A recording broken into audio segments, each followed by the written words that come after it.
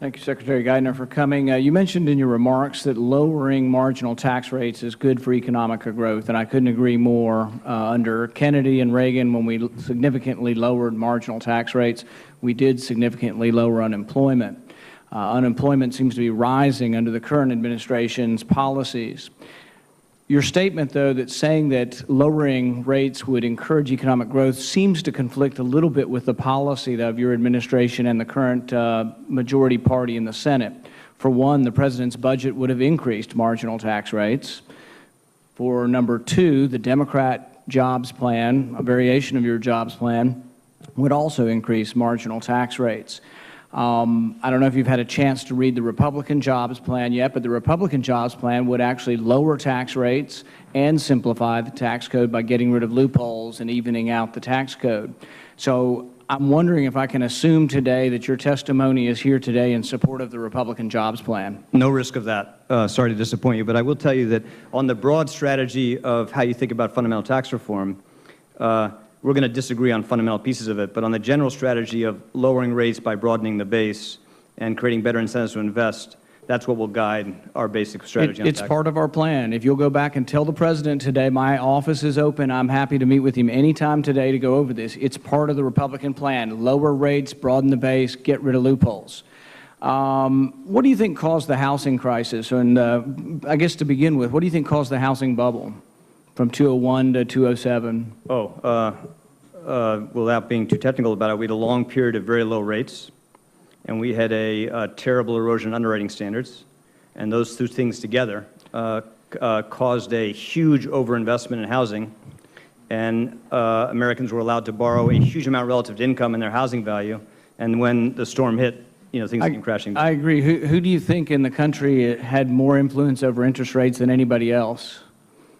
Can you think of a body, maybe in New York? It's sort of has a lot of bankers involved with it. It's called a central bank. You want me to say the New York Federal Reserve? Yeah, maybe the New York Fed, maybe the Open Market Committee. You were right that I was vice chairman of the FOMC and I was president of the New York Fed for a 5-year period, and I started in the fall of 2003.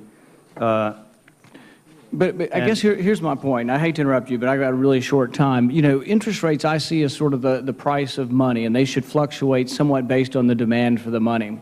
If government controls the interest rates and you obscure the market forces, as an economy heats up, people are bidding for money, the price of the money goes up, and you get a tamponading effect and a slowing down of the economy. If you don't do that, if interest rates are not allowed to rise, the economy keeps going, but it's an illusion. That illusion is a bubble and it bursts. That's bad policy. But that's still what we're in today, is that we still want to have no interest rates and we want to spur growth out of nothing. We want to create this illusion, but the illusion's gone. That's why you can't get the economy growing again. Well, do you want long rates to be higher today?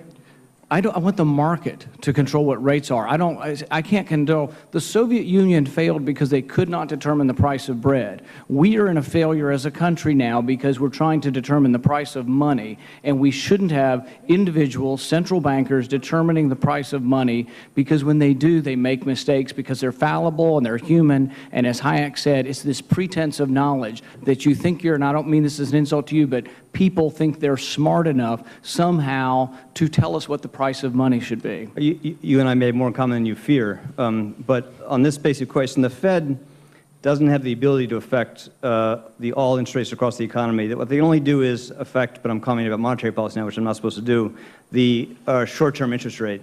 So they can't control the long rate. They can have some effect in terms of crisis about those basic things, but they can't do what you fear they're trying to do.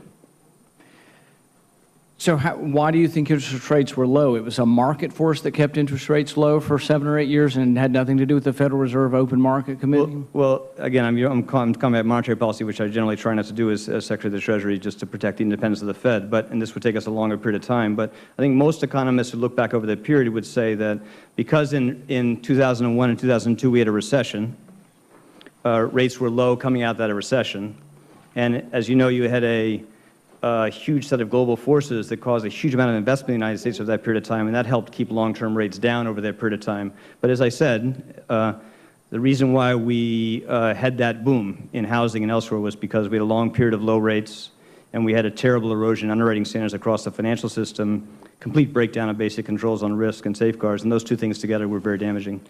I want to thank you for coming and congratulate you for inadvertently or maybe advertently supporting part of the Republican jobs plan. Thank you. I don't think there's much in there I'd support, except I agree that fundamental tax reform's coming. Lowering marginal tax rates, that's what we're all about. Lowering, simplifying, getting rid of loopholes. It's in the Republican jobs plan. We can agree to some of your plan. You guys can agree to some of our plan. I think we could move forward, but we got to talk. You're going to have to be willing to raise some revenues, though.